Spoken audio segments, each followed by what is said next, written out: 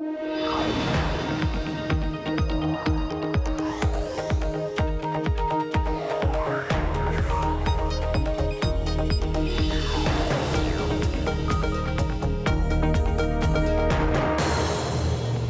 Caroline Hyde in London. This is Bloomberg Technology. Coming up, Walmart's largest deal ever. The retail giant agrees to buy a 77% stake in Flipkart. That's India's biggest online retailer, in an effort to ward off Amazon. Plus, a deal that will shake up the TV and broadband market in Europe. And Uber predicts customers will hail flying taxis sooner than you think. We'll hear from a top Uber exec ahead. First to our top story, the battle for e-commerce supremacy is zeroed in on India. Walmart has agreed to pay $16 billion for a 77% stake in India's largest online retailer. That's Flipkart. It's Walmart's biggest deal ever as the retail giant looks to fend off Amazon in the world's second most populous nation.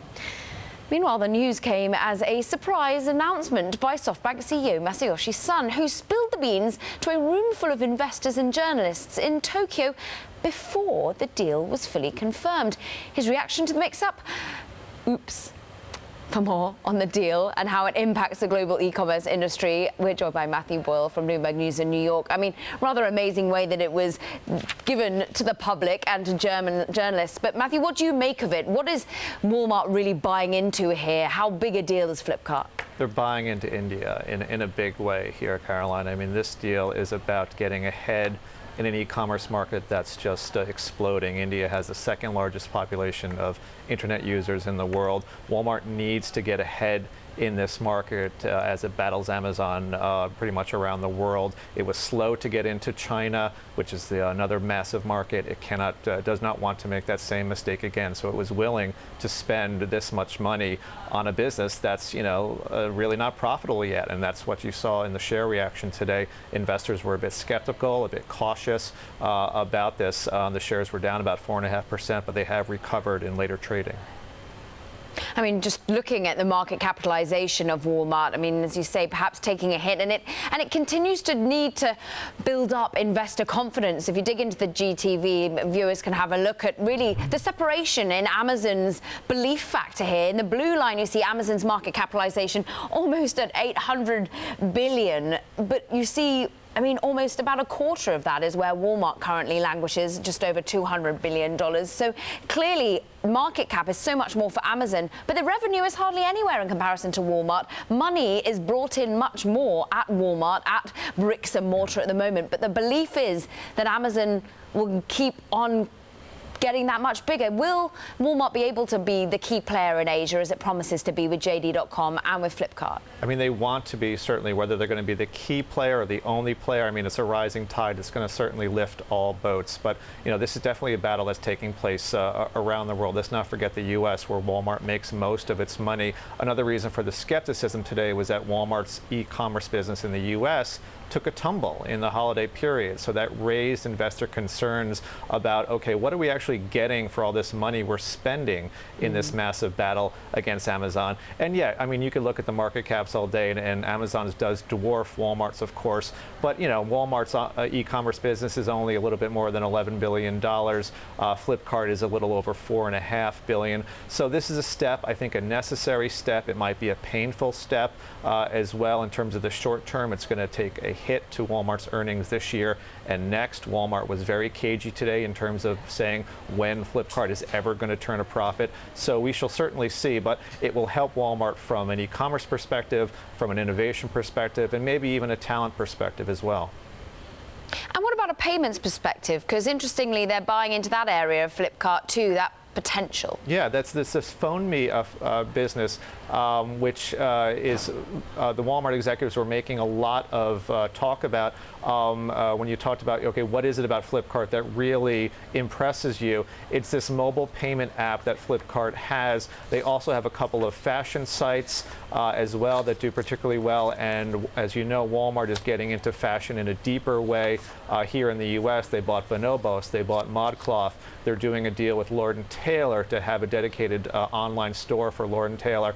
So I think Walmart, that bit of it really excites them as well. So it's not just, another e-commerce startup. There are elements and assets within Flipkart that I think Walmart perhaps sees they can maybe learn from and maybe even incorporate into their other international operations or even the U.S. No one will be better positioned in Asia, so says the CFO of Walmart. We'll see if they make it a reality. Great analysis from Bloomberg's Matthew Boyle in New York. Thank you very much indeed. Meanwhile, one of the biggest startups on the planet has big plans for the future of transportation. Uber is holding its annual Elevate Summit in Los Angeles. It's highlighting its plans and partnerships for flying cars. Bloomberg Technology's Eric Newcomer joins us from the event with Uber's Chief Product Officer, Jeff Holden. Eric, to you. Thanks. Yeah, we're here at this amazing, flying cars, the phrase I'm going to use, you can say whatever you want, conference. Jeff, can you sort of tell people where we are today? I mean, do we have, a flying car right now? We definitely do not have a flying car right now, yes. This is the very, very beginning. This started as a deep investigation on, can we actually take ride-sharing, the business model of ride-sharing, into the sky? And the reason for that is that no matter what you do on the ground, you're always limited by the fact that it's a two-dimensional road network. Right. And there's so much more mobility bandwidth in the sky. So we did a deep dive on this. My team, like a year and a half, 2 years ago, wrote a white paper about it. Right. And that kicked this whole thing off. This is now the second annual summit where we're bringing the entire industry together. Uber's sort of the convener here. You got it. Bringing some of the software to it. You have 5 vehicle partners now. Right. Talk about what they're building and, just what are those vehicles? How different are they? What do they look like? What's the hope? Yeah, that's great.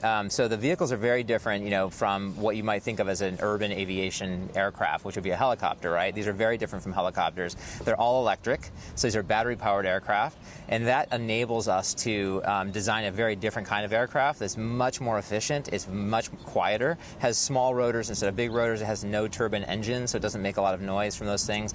We think it'll be so quiet it'll blend into the soundscape of cities. It uses a fixed wing for cruise flight, which means the horizontal component of the trip. Right. And they sort of look like planes, but then a lot of them have tilt sort of rotors. Yeah, they have some kind of a rotor system to lift, to vertically take off and land, but then they use a wing for cruise flight, and that makes it a much more efficient vehicle. It's optimized for this specific use case. And so those are sort of being built right now. Your first goal is 2020. What do you want to have happen then? Yeah. So there's two major milestones with these aircraft. One is demonstrator flights, and that's what we want to have by 2020. We want at least 2 of our manufacturing partners to have flights that are demonstrator flights. These won't be commercial flights. So you won't be pushing a button and getting a flight yet. In Dallas and Los Angeles, our launch cities, and then in 2023 we want to start commercial flights. So we'll actually put Uber Air in the Uber app in 2023. Wow! And you'll be able to push a button and get a flight. How do we hold you to that, or what? How confident can you be that? What's I guess a fair question is, what is the biggest barrier to that happening? Do you think it's technological, execution, regulatory? Yeah, I mean, it's really hard to say. There are no barriers right now that I consider to be showstoppers. And I was worried, for example, like, will we even find vehicle partners, and will people actually want to build these vehicles? And the answer to those have been a resounding yes. So there are fully funded vehicle programs running full speed ahead with very capable partners. I mean, Boeing just acquired Aurora. You've got Embraer. You've got Bell Helicopter. So these are very capable builders. On the regulatory front, this is a new, and you saw some of the discussion yesterday with Dan Elwell. This is relatively new territory. Dan Elwell, the acting FAA administrator. Correct, yeah. We had a fireside chat and discussed some of these things. There's some new challenges that come with these types of aircraft that are going to require different type of regulatory approaches. It's a completely new kind of aircraft, so we have to first figure out how to certify that, and that's well on its way. I think that'll get to a good place. But there's a lot more technology in the cockpit, so it uses a lot of autonomy, fly-by-wire technology. Yeah, how autonomous are they? I mean, right now the design generally is what? A pilot in the front and then 4 passengers in the back of these vehicles? That'll be the initial idea. Right. So we'll start with a pilot, and the idea there really is the autonomy software will be there from day one. The pilot will be flying a highly automated, augmented, system, which is a fly-by-wire system to control all these rotors and transition flight, to cruise and so forth, which is complex. Because you want, multiple vehicles landing in the same general area, right? And many trips an hour, right? Yeah, exactly. Yeah, we're going to be going to very high throughput throughput situations, and have skyports where vehicles are landing, people are getting in and getting out and taking off. And so the vehicle will be operated by a pilot, but will be very different kind of controls than what we've seen. And then we'll be running autonomy software, and the autonomy software will be making decisions, but they won't be executed. And we'll basically build a statistical case that it's safe, and then only then will we transition to autonomy. You're a future-looking guy. I mean, I'm sure there's somebody at home, or many people at home, who are like, this doesn't exist.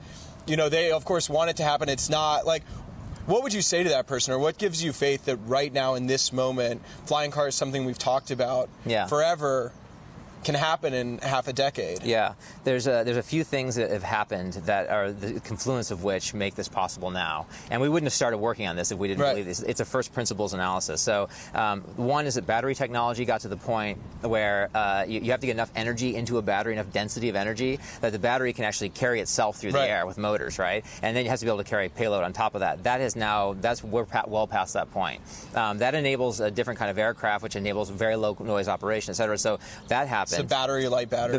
Battery, and then there's distributed electric propulsion built on top of that. Then there's the autonomy technology, the ability to build these fly-by-wire systems and so forth. That's a second sort of piece that you need. And the third piece is you need the ride-sharing business model. I think in the past, people have always thought of this, and there was a talk earlier today where someone showed Popular Science or Popular Mechanics covers, from many years ago, showing people taking off from their front yard. Right. And the individual car ownership model just won't work for this, because it's even worse than when cars. I gave a talk yesterday about this. Even when cars were invented, at least there were already roads, because you had horses and carriages before cars. Imagine if the car came along, but all there was trees. Right. You want to convince all these parking garages to start installing stations. Yeah. Right? There's a lot to make happen at once. In sort of the we have to build the skyports. In order to get the skyports, you have to have a belief there's going to be enough people flying these things that it justifies building skyports, and it justifies building a lot of vehicles. So the ride sharing brings that, because ride sharing is already a scaled model, and we can incorporate it into the Uber app like overnight. Yeah. And the FAA, this is a federal issue, and is it going to happen in the U.S.? I mean, what government ultimately has to give the okay for this to happen? Yeah, I mean, between the FAA and EASA, which is the European sort of equivalent of the FAA, they control 80% of the world's airspace. Great. So it's important to have those two on board. The U.S. is showing. I think that's great. Yeah. Thank you very much. Yeah, Thanks so much for having us. Yeah, of course. Yeah. That was, of course, Bloomberg's Eric Newcomer in Los Angeles with Uber's Chief Product Officer, Jeff Holden. Fascinating. 5 years, you'd have thought. Coming up, Facebook announces a major management shakeup, the biggest reshuffling since the company began. We'll discuss the implications ahead. This is Bloomberg.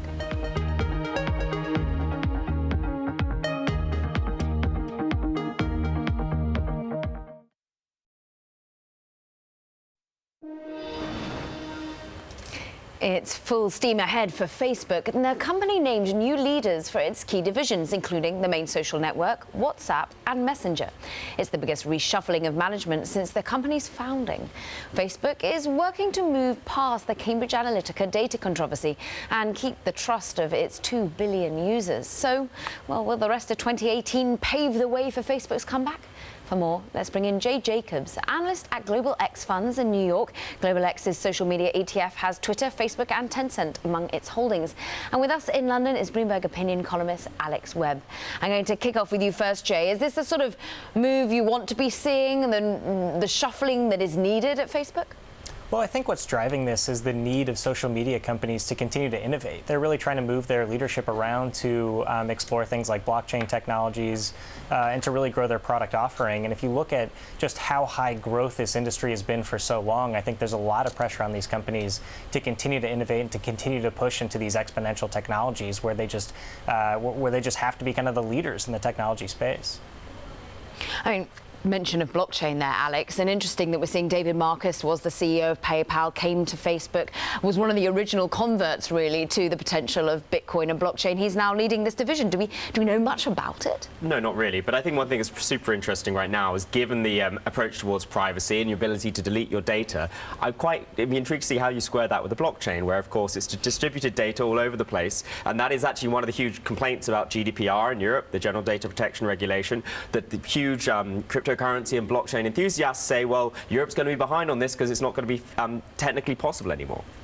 Interesting. So you think that the ledger and the use that it can therefore never be deleted will in some way, will that hinder or help the fact that Facebook's trying to become a more transparent and a more easier to digest kind of a place in terms of trust? Well, it'll certainly be more transparent because your data will be in a ledger, theoretically. I mean, I don't know, I'm sure they're looking for ways to square that circle, but it is an intriguing question to me, which doesn't have a simple answer, basically. Yeah, whether or not it can be deleted or not. Jay, give us your sense of some of the other key moves that have gone on. Obviously, you mentioned the interest of blockchain there. What about also the movement of new head to Instagram? I mean, Adam Mosseri is going to be heading it up, and Instagram perhaps has an opportunity here to steal some market share away from Snap as it has its own trials and tribulations. Well, I think what they're doing is they're really trying to segment the market. What you've seen in terms of users on Facebook of more the traditional desktop app and on mobiles, it's really kind of migrating towards an older generation. You're starting to see Gen Xers and baby boomers really more involved in that product, whereas Instagram is much more focused at the millennial generation and even the Gen Z generation. So I think they're kind of moving assets around the company to try to focus on these two different segments, with Instagram really being kind of more of that youth high growth opportunity, and it's funny to say, but the traditional Facebook app is now almost kind of long in the tooth, and so they're kind of moving around resources to focus on the higher growth opportunities. And what about the growth opportunities when we are sat here in Europe? And you mentioned already, Alex, GDPR, the new, much more stringent regulation that's coming into play here in the EU on May the 25th. How do you think, having moved from San Francisco here to London, how do you think the social media landscape is adjusting to that and the opportunities and the hindrances within it? I think, the Instagram piece is very, very interesting, because I think certainly outside of the US, and certainly outside the Bay Area, there maybe are a lot of people who aren't necessarily aware that Instagram is owned by Facebook. And it's certainly on continental Europe, you've had experience living there as well, there is a huge amount of antipathy towards their using and monetizing of data. I think I'd see two answers to that, really. On the one hand, I do think they've got to try to find other ways to monetize their users, not just their data. For example, I've proposed in a column that they should charge for their new dating service. I think that might be something they're considering. Yeah. And I think with Instagram, one of the things that is super interesting, and perhaps a massive misstep compared to on the part of Snap, is that when you open the Snap app, the first page is to create content. Now, when you open Instagram, the first page is to consume content. And so that clearly is a substantial difference in the way it's framed, and therefore how much easier it is to monetize. Talk to us about monetization, Jay. And do you think that the likes of Twitter and Facebook and other companies that you are tracking on the ETF are doing it in the right way? Are we going to see a change in the way that we monetize, and it won't just be about our data going forward? I don't think there's going to be a wholesale change. I mean, the data is the most valuable asset they have. It's why Facebook and Twitter are free, is because they're collecting our data and they're monetizing it for advertising purposes. I think 98% of Facebook's revenue comes from their advertising business, which is really driven by the data that they own. So to expect them to really change their revenue model away from monetizing that data, I think is unrealistic. Now, I think there's probably some things they can do about perhaps making that data more secure and more anonymous, and making people feel more comfortable with giving them their data. That has certainly come to light in the last few weeks. But that data is key. It's their data capital, and they're going to continue to monetize it as much as they can, because it's incredibly valuable what they know about us. I think one interesting point actually on that is actually by offering a paid option, that will actually serve to underscore the value of the free option, right? So if they start paying, for example, a Facebook subscription, as our colleague Sarah Fryer has reported they are evaluating, well, that doesn't necessarily mean they will be monetized, they're making the money from that, but it justifies more readily to the consumer, the value in this free product, which they get by sacrificing some sort of data to serve ads. A fascinating conversation that could go on far longer. Jay Jacobs at Global X Funds, great to get your perspective. And of course, Bloomberg's Alex Webb going to be sticking with us. Coming up, we speak with the CEO of the world's largest privately held semiconductor company, GlobalFoundries CEO Tom Caulfield, on his company's turnaround. That's next. This is Bloomberg.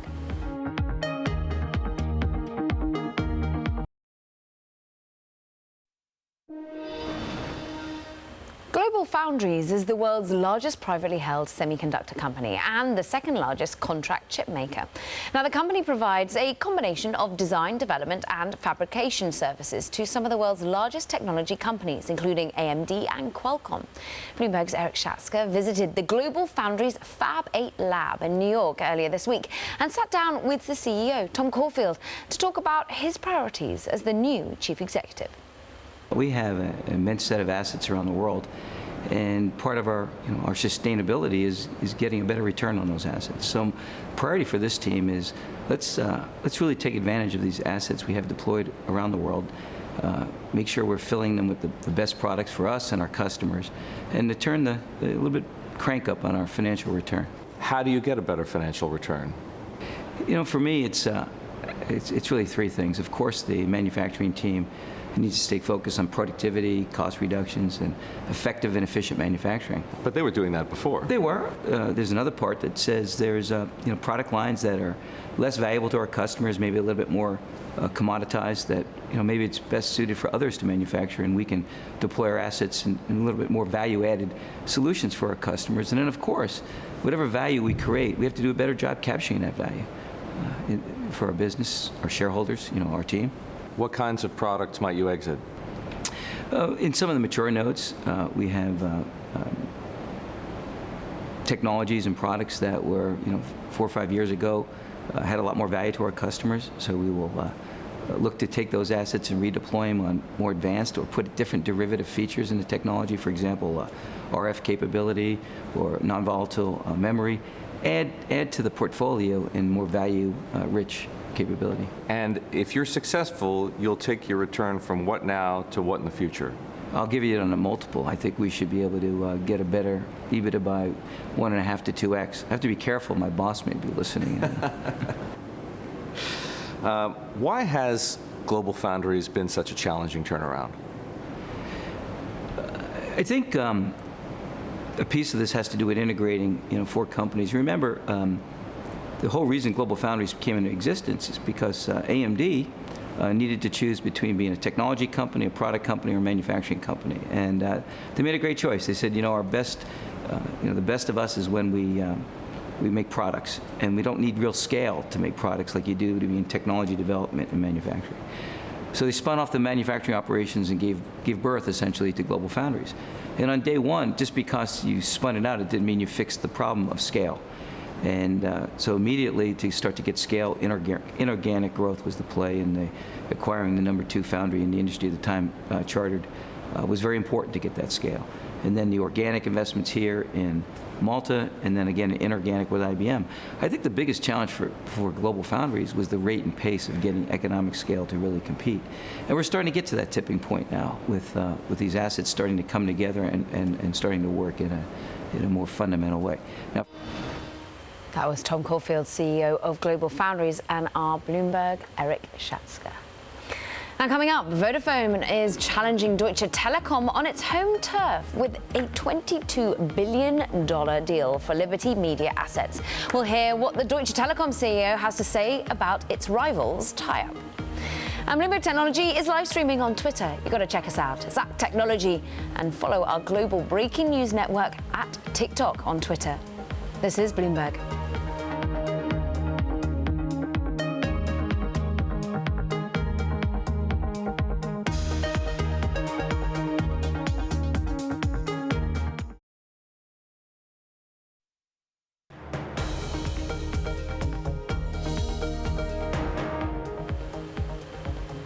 This is Bloomberg Technology. I'm Caroline Hyde in London. Now, Vodafone is shaking up Europe's fragmented media and telecom market with an €18 billion deal to buy almost a third of Liberty Global, taking cable assets in Germany, the Czech Republic, Hungary and Romania. Now, it's part of a global push for scale as carriers face massive network investments and competition from digital players. Now, the news caused waves throughout the industry, particularly in Germany, where Vodafone is reshaping spheres of influence that had already drawn sharp rebuke from its closest rival, that's Deutsche Telekom. We spoke exclusively with Deutsche Telekom CEO Tim Höttges about the tie-up. Take a listen. I think this deal totally unacceptable. Because, there was a time where Deutsche Telekom was not allowed to sell their cable businesses in one piece. Would have created a much bigger price. It was sold in 3 pieces. And now all these 3 pieces are coming together in one under the roof of Vodafone. Second, we are building, let's say, the rural Germany with fiber infrastructure. Now, let's see where Vodafone is now going. Are they really willing to invest even into the rural areas? Have nothing seen in their business case today on this subject. The media industry, almost 60% of our TV market is monopolized by this cable operator in the future. Is this good for democracy? Is this good for the media companies in this society? So I question that. And there's a last thing. 25% of our households in Germany are housing associations, and there is no access for Deutsche Telekom. And my last point on the bit is here. Look, we have a fully regulated Deutsche Telekom in the home market where we are building the infrastructure for 5.7 billion on an annual basis. Vodafone is investing less, is non-regulated, and is claiming that they are on eye level with us in the future on their fiber or on their cable infrastructure. So something has to change in the regulatory environment, because if they are a giant in this environment, as they're claiming today, what does that mean for the regulation? And therefore, we are asking now for more deregulation for Deutsche Telekom going forward. And then we are fighting for a very fair competition for the interest of our customers. This is, let's say, what I'm going to do in the future. So what are you specifically then going to do about this? Are you going to go to these regulators with your complaints? Are you going to ask to buy some of those assets? Because you are already purchasing some things from Liberty Global. Look, I think there's no M&A possibility for Deutsche Telekom in the home market where we operate. That's for sure. But what I will do is to make sure that politicians, that the leaders, the authorities who are deciding on this deal, that they understand the asymmetric situation which is created by this transaction, and that I'm not asking for a Lex Telekom, for something specific for our company. I'm only asking for a fair competition, for a possibility that we are able to fight with the same weapons, with the same pricing, with the same network infrastructure investments as they are going to be able to do so. Let me finally ask you then about the merger that you're pursuing, that your T-Mobile unit is pursuing in the U.S. with Sprint. $26.5 billion acquisition. Regulators in the past have had an issue with this combination. Why do you think it'll go forward this time? Look, the first thing, the market has totally changed. If you see that today all the cable costs, from Comcast to Charter, announcing big mobile customer subscriptions, that they are going into a market which is having both a fixed and a mobile combination, this shows that the market is not just a pure mobile or a pure fixed line market, it's a converged market. The second what we see is that there is a need that rural America is getting competitive, a very well installed 5G infrastructure. So if the small player is going to be able to create this efficiency, we need scale. We need the capability to utilize this infrastructure. And our commitment is clearly to build a 5G infrastructure, not only for the big cities, but especially for rural America on top of that. An impassioned Deutsche Telekom CEO Tim Höttger's there. Well, for more on how the Vodafone deal will shake up the European telecom industry, once again joined by Bloomberg opinion columnist Alex Webb, who wrote about what Liberty Media chairman John Malone could do next with his cash, because, of course, this is a big deal. 18 billion euros. What do you use the money for? So he's going to end up with about 10 billion euros, and Vodafone's taking about 7.5 of debt off his hands as part of this deal to acquire Unity in Germany. Now, there are things that he could do to make smaller acquisitions around the place where he's got a weaker market position as high growth. Places like Poland, I think, would be promising. But equally, people talk a lot right now about content, and in the US we're seeing that the carriers are moving with some speed into the content space. We're seeing, of course, AT&T in the hopefully on their part they want to get Time Warner. We're also seeing Comcast making a play to acquire Sky in the UK, and now it seems possibly also Fox.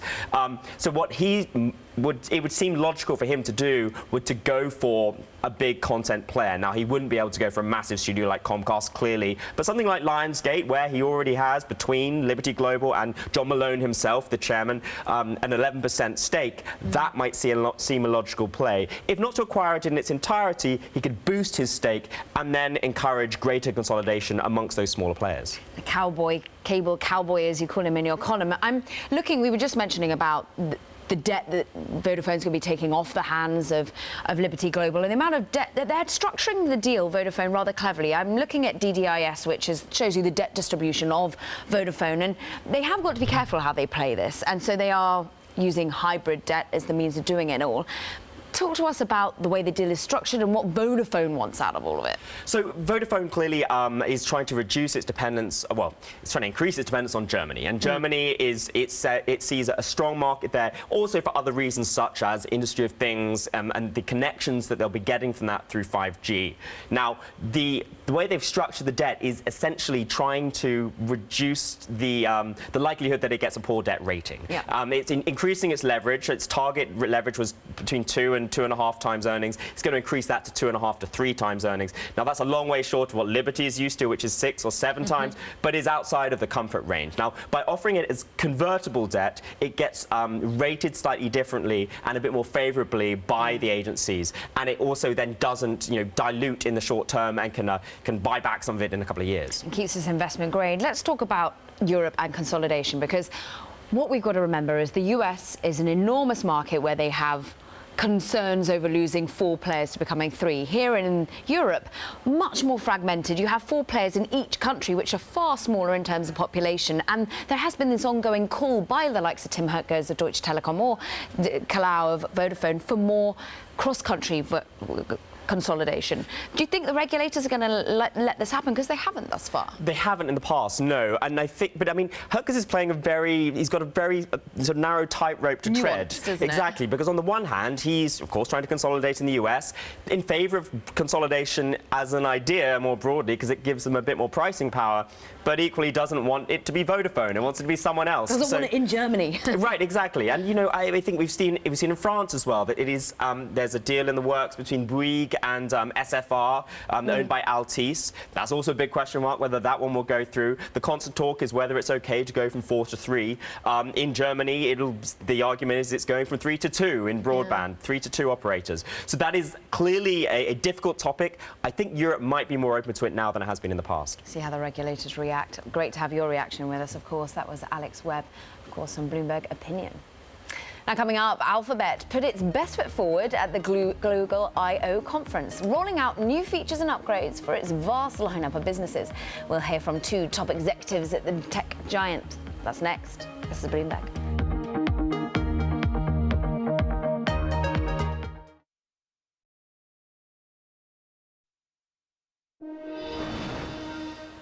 Now, Google introduced new products and technology upgrades at its annual developer conference this week, driving home its superiority in artificial intelligence and the commitment to augmented reality.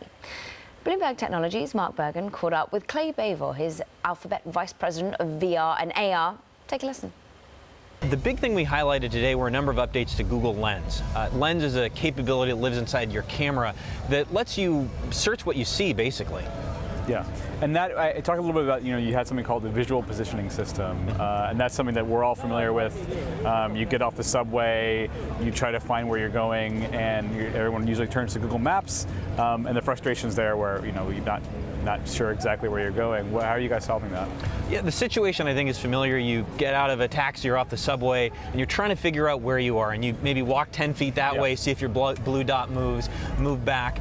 And that's because, especially in urban settings, GPS, because of magnetic fields in buildings and so on, doesn't always work reliably enough to really figure out exactly where you are. So we've been working on what we call VPS, a visual positioning system, that just like you and I would use kind of landmarks in the environment, a tall building, a mountain, to figure out where we are and to navigate, uses similar visual features in the environment to help you figure out exactly where you are and to get you where you're going.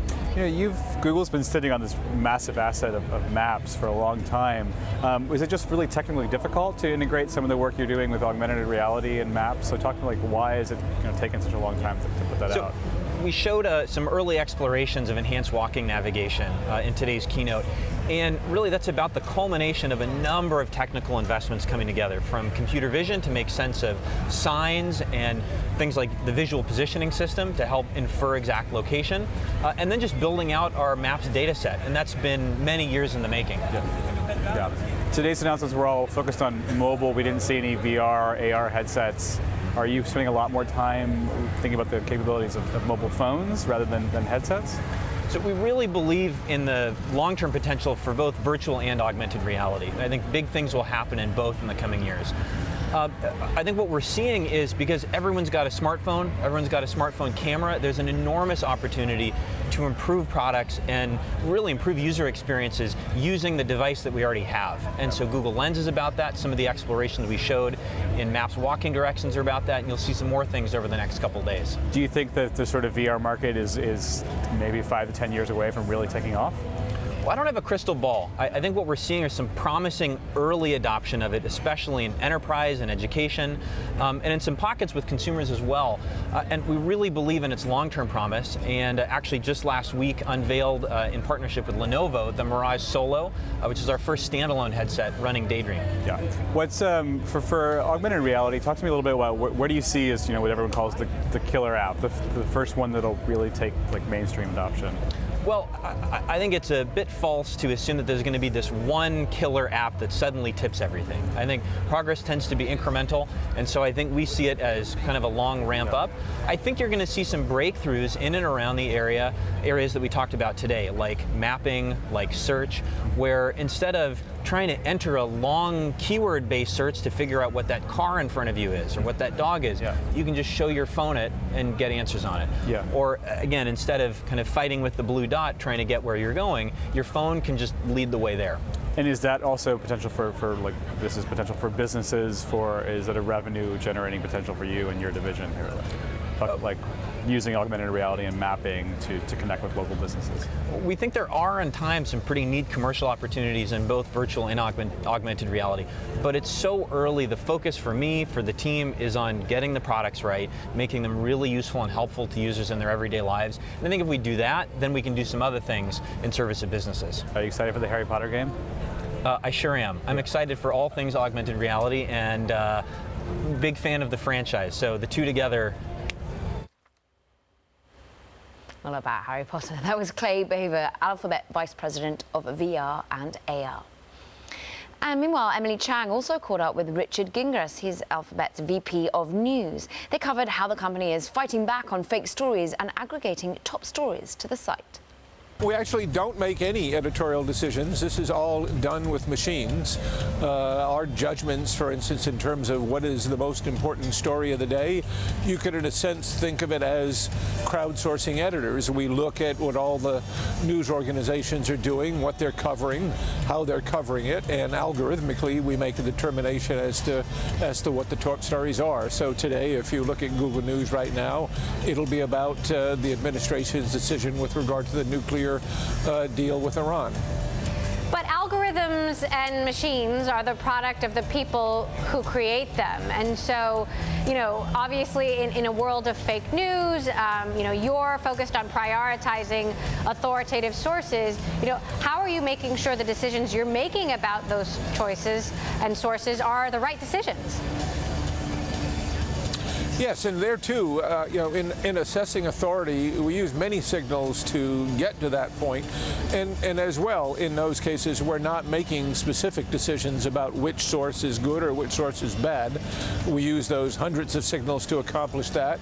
We use ratings that we have an army of people evaluating our results on a regular basis, give them good guidance in terms of how they evaluate specific articles and their level of expertise and authority, and reflect that back into our machines so that we can continue to make the best judgments we can as to not only what's the important story at a given time, but what are the best sources to be surfacing to give us the right information about that story. So how would you rate your efforts thus far to combat fake news, since concerns about fake news have come front and center? Well, as far as we're concerned, we can always continue to improve what we do. What keeps us awake at night is the trust of our users. So we're constantly evaluating and evolving our approaches to the algorithms, our approaches to security.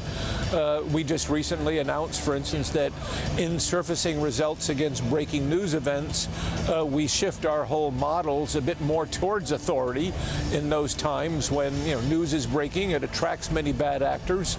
and we want to make sure that that rumor does not outrun fact. So in those cases, we shift even more forcefully towards authoritative sources.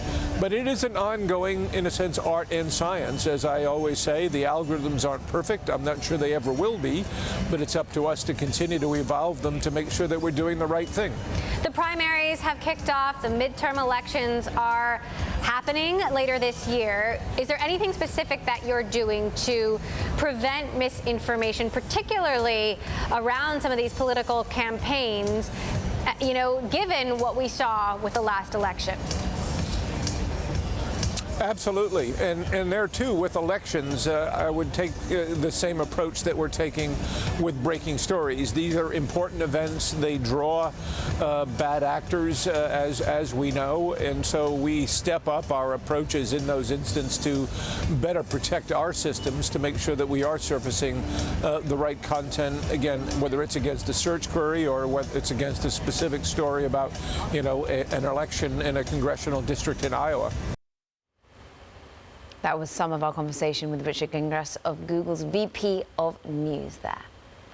And coming up, we return to the Uber Elevate Summit in Los Angeles. More on Uber's flying car ambitions with XPRIZE Foundation CEO and Chairman Peter Diamandis. That's next, and this is Bloomberg.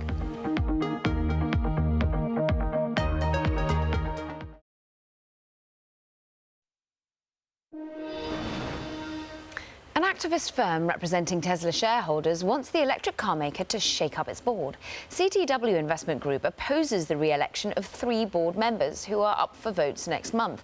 The firm claims Tesla has veered off the path to profit, and it says that the board is beholden to CEO Elon Musk.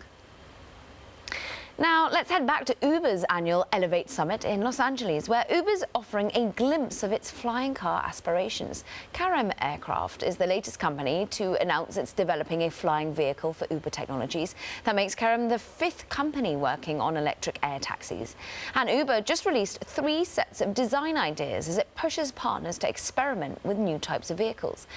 Bloomberg Technologies' Eric Newcomer is on the ground in Los Angeles and caught up with XPRIZE founder Peter Diamandis. Diamandis is a serial entrepreneur who built his first dozen companies as technological launch pads for future space colonies. Now, Eric started by asking if Uber has the ability to actually pull off flying cars. My friend Jeff Holden, who's the chief product officer, was chief product officer at Amazon. He created Amazon Prime when he was there, and now at Uber, he's created UberX and Uber Eats, and yeah, the guy delivers. Right. And it's an amazing team, and they've got a global platform, right? They move 15 million people per day. Right. They have the ability to do this, and so, yeah, I believe they're going to pull it off. Right. And I can't wait. What do you even think we should call this technology? Yeah, I mean, they call it eVTOL, which is electric vertical takeoff and landing, or sucks. Flying car. Clearly named by an engineer. So I don't think it's going to be called a flying car. In the early days of cars, we called them horseless carriages. Right. We named them from what they were not. Right. So I don't think it'd be flying cars. They could be air taxis. Jeff is using the term aerial ride sharing. Right. Because one of the important things about the whole concept here is it's just not your flying car. Right. It's you're going from a sort of flying airport, if you would, an old abandoned parking garage, because no one's driving cars anymore. At least no one's driving your own car. You're either in a autonomous Uber or an aerial transporter. Right. And so aerial ride sharing, where you're sharing your ride, a number of people in the air. Right. Do you sort of, you're a board observer at Hyperloop One. Yeah. Sort of an underground solution. Any sort of rivalry there, or what do you have a stake in sort of underground transportation instead of flying cars? Listen, one thing that's clear is you, me, and everyone else has one thing in common. We have 24 hours in a day, 7 days a week, right? And it's how you save your time. So, I have 2 airplanes and I fly wherever I can just to save an hour at LAX. Right. So, anything that gets me there quicker. So we're going to have, there's autonomous cars coming online right now, right? Waymo is operating Google Spin Out in 10 cities. We've got these aerial ride sharing, dozens of companies building these vehicles. We've got Elon with the Boring Company. We've got Virgin Hyperloop One, which is 1,200 kilometers per hour. It's that city center to city center. Right. the fact of the matter, we just announced an Avatar X Prize. Instead of getting out of your home, put on your VR goggles and put on your haptic suit and hop into a robot someplace else and go do your shopping there. So we're gonna figure out how we save our time, how we move our It's striking to me how much of the investment is in the private sector right now in transportation, which used to be a sort of huge government endeavor. Obviously, NASA is here and is supportive, but it seems like a lot of the heavy lifting. It's about risk-taking, right? These startups are willing to take extraordinary risk because they can. The government's, you're not going to see the government doing this. The government's going to come in and support, provide policy, eventually adopt it, but they're not going to invent it or take the risk up front. How close is Hyperloop One to striking one of these big partnerships to building something out? Right now, outside the U.S., in Middle East and Asia, the programs are under development. Richard Branson just came on. I'm a founding board member. Richard came on as the chairman of the board. Right. And is really blowing it through the roof. We've got amazing technology in demonstration right now, right outside Las Vegas. So my kids, who are 7 years old right now, they're never going to drive. Flying point to point or hopping in a Hyperloop to go from LA to San Francisco is their future. That was Bloomberg Technologies' Eric Newcomer and XPRIZE CEO Peter Diamandis. Now, interestingly, some developing news for you. California has voted to require rooftop solar power on new homes. So, developing story that California becoming really the first U.S. state to impose this. It really shows you that solar panels less of a niche product now. Clear signal that rooftop power is potentially the future and the norm. But that does it for, of course, this edition of Bloomberg Technology Now. And tomorrow on the show, we have more highlights from the Uber Elevate Summit. CEO Dara Khosrowshahi sits down with our very own Brad Stone. That's all for now from London. This is Bloomberg.